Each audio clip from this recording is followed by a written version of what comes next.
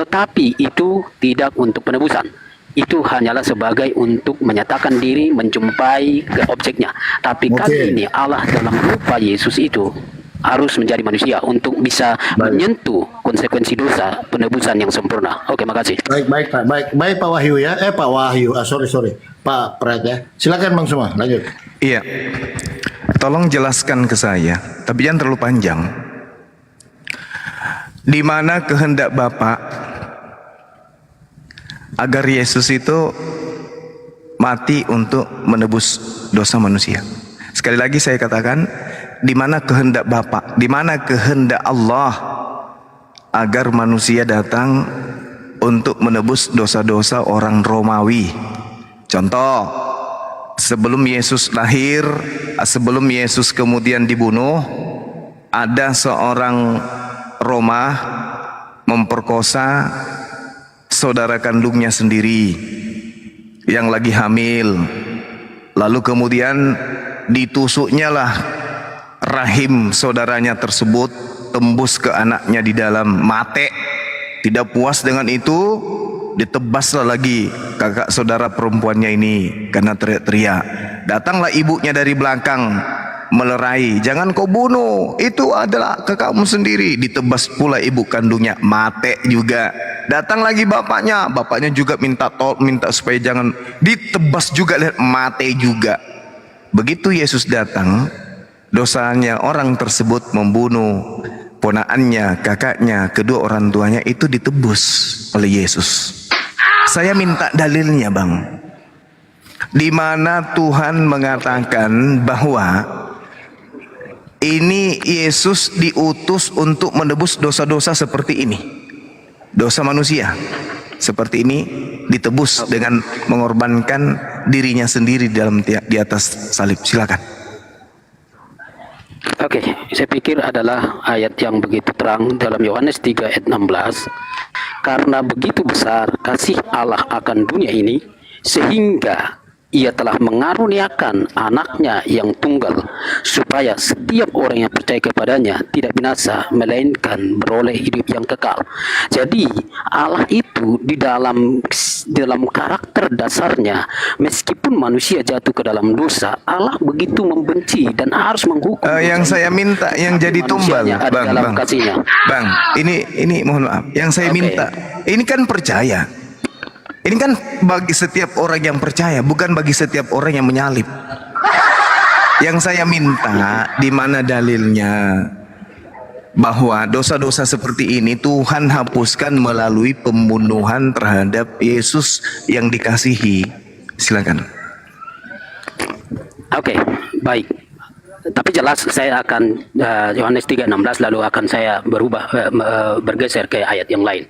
Yohanes 3:16 kembali saya katakan, coba diperhatikan kata-kata yang ada di situ yang dimulai dengan karena begitu besar kasih Allah akan dunia ini sehingga Ia mengaruniakan anaknya yang tunggal, ya.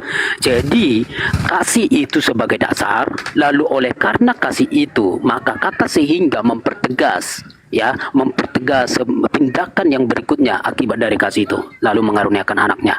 Jadi saya pikir itu adalah bagian dari apa yang ditanyakan Bang Zuma. Nah, lanjut di dalam Yesaya pasal 53 pun sangat jelas bagaimana derita seorang hamba itu, bahwa memang akan ada seorang hamba yang akan menderita dan yang akan akhirnya mengalami aniaya dan segala macam, dan kemudian ia akan terbunuh. Tetapi semuanya itu adalah karena penebusan. Demi penebusan, tulah itu ditimpakan, tulah itu dari Allah, sebuah konsekuensi dari sebuah kejahatan atau salah manusia. Lalu tulah itu akan ditimpakan kepada sang hamba itu, ya, dan hamba itu akan menderita. Jadi apa yang dialami oleh sang hamba itu adalah sebagai konsekuensi dari dosa, dari penghukuman akan dosa itu. Oke. Saya 53. Oke, baik. Jadi Tuhan sudah merencanakan pembunuhan si ibu, si ayah, si saudara, karena sudah merancang adanya penebusan dari Yesaya yang kitab sudah jauh. Begitu maksudnya. Jadi Tuhan sudah merancang ini Sehingga orang-orang termasuk yang membunuh ibunya, membunuh anaknya sendiri dan seterusnya itu sudah dirancang semuanya. Sampai harus ngais-ngais ke Yesaya 53 itu. Padahal kalau saudara ini melepaskan cangkang Roma, itu tidak akan pernah Anda bisa ucapkan. Anda malu mengatakan itu. Malu. Kita lihat Yohanes 3 nomor 16. Karena begitu besar kasih Tuhan akan dunia ini, sehingga ia mengeruniakan hambanya yang tunggal, supaya setiap orang yang percaya kepadanya tidak binasa. Percaya. Bagaimana poin percayanya? Di dalam Matius 17 nomor 5, inilah anak yang kukasihi, kepadanya lah aku berkenan, dengarkanlah dia. Berarti Yesus yang harus didengarkan, bukan Anda. Yesus di dalam Matius 19 ketika ditanya, "Guru, bagaimana caranya saya bisa masuk surga?" Yesus mengatakan, "Jangan kau membunuh."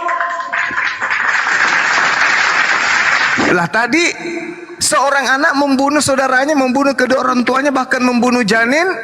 Ini apa polanya yang bisa menyelamatkan dia? Tiba-tiba, oh Yesus harus mati di atas tiang salib. Percaya dia. Apa hubungannya?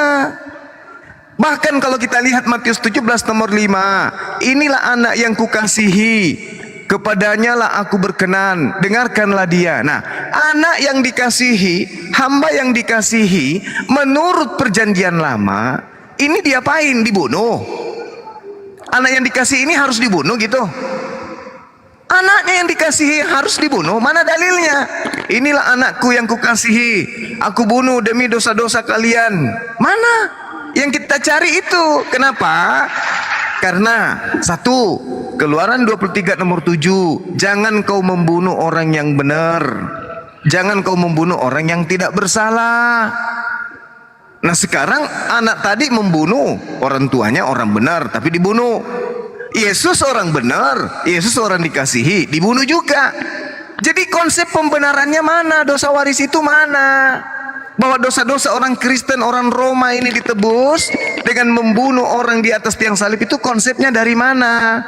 Ini yang kita minta.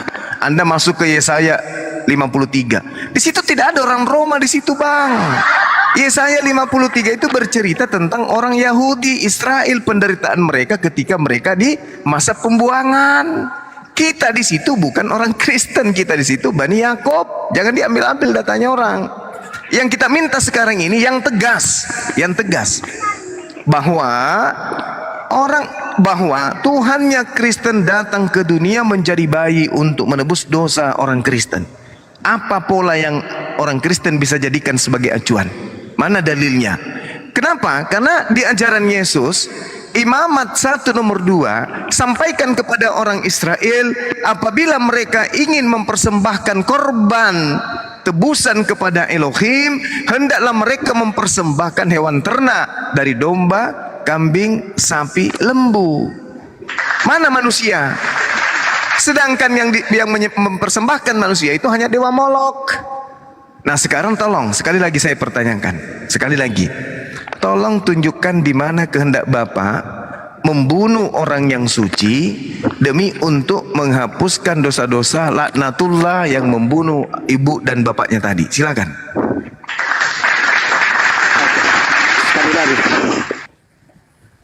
Sekali lagi saya mengulang bahwa apa yang ada di dalam diri Yesus, baik dari kelahirannya, kemudian bagaimana dia di dalam proses kehidupan, ucapan dan karyanya sampai kematian kebangkitannya, Yesus berani mengklaim bahwa dirinya adalah menggenapkan apa yang ada di dalam perjanjian lama, apa yang dinubuatkan. Artinya begini, sekali lagi, mungkin saya pesankan, jangan menganggap bahwa Kristen masuk ke dalam kitab perjanjian lama adalah sebagai mencuri kitab, memaksakan, tidak.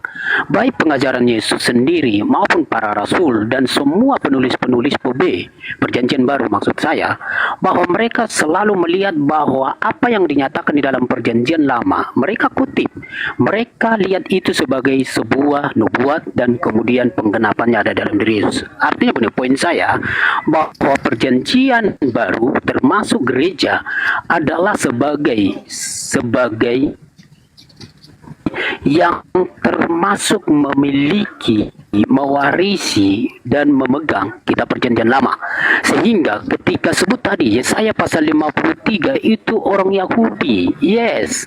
Itu disampaikan oleh yang disebutkan. Mohon diperhatikan, ketika memahami Alkitab harus diperhatikan kitab itu ditulis kepada siapa, untuk siapa. Nah, mungkin itu hal yang baru lagi ketika memahami kata kepada dan untuk. Nah, bagi kami sekali lagi saya jelaskan soal kitab suci. Kitab suci itu ditulis di zaman mereka oleh mereka untuk kepentingan mereka. Sekali lagi kepada mereka. Tetapi kitab suci itu karena memang dirancang atau diilhami oleh Allah atau Roh Kudus, itu juga untuk Kristen. Jadi Yesaya pasal 53 itu adalah kepada orang Yahudi, tetapi pada akhirnya itu adalah untuk gereja, untuk orang-orang percaya. Dan itulah yang digenapi oleh Yesus. Saya kira bukanlah sebuah pemaksaan sekali lagi bahwa apabila Yesus itu mati menderita padahal bukan karena dosanya, sampai di pengadilan pun dia tidak terbukti dia bersalah, dia berdosa, kecuali tuduhan yang karena dosa, bukan karena dosanya dia, karena penyakit kita. Yesaya sebutkan sebagai konsep dasar penobatan di dalam Perjanjian Lama. Saya kira itu. Iya. Mungkin ada yang terlewat, boleh diingatkan saya. Jadi tidak ada yang terlewat tapi tidak ada yang terjawab. Jadi gini, sekali lagi saya katakan, sebelum Anda membaca Yesaya 53, Anda harus baca dari 52 biar nggak malu-maluin, Bang. Ini bercerita tentang Yerusalem, cerita keadaan Bani Israel. Kalau Anda ingin belajar tentang Kristen, tentang Yesus, tentang penggenapan, baca Yohanes 11 nomor 45 sampai 57 biar tidak ditertawakan Yahudi. Jadi kalau Anda ingin menubuat tentang kematian Yesus, lihat di dalam Yohanes 11. Di Yohanes 11 terang sekali dikatakan bahwasanya mulai hari itu mereka sepakat membunuh Yesus. Sebelum membunuh Yesus, mereka bikin nubuat dulu. Siapa mereka ini? Orang Taurat, orang ahli Taurat. Siapa ahli Taurat ini? Ahli Taurat ini adalah orang yang kemudian pemilik daripada siapa? Pemilik siapa? Pemilik Yesaya 53. Kalau pemilik Yesaya 53 bikin nubuatan baru, lalu bagaimana mungkin kemudian Anda menjadikan Yesaya 53 ini sebagai dasar? Saya bacakan ya. Tetapi seorang di antara mereka, yaitu Kayafas, imam besar. Imam besar ini bukan pendeta, bukan ece-ece, bukan kaleng-kaleng. Imam besar pada tahun itu berkata kepada mereka, kamu tidak tahu apa-apa dan kamu tidak insaf. Lebih berguna bagimu jika satu orang Yesus mati untuk bangsa kita daripada seluruh bangsa kita binasa. Ini satu orang Yesus mati untuk bangsa kita, bukan untuk orang Kristen, bangsa Yahudi. Hal itu dikatakannya bukan dari dirinya sendiri, tetapi sebagai imam besar, bukan pendeta, bukan ece-ece ini, tetapi sebagai imam besar pada tahun itu, Kayafas bernubuat bahwa Yesus akan mati untuk bangsa itu.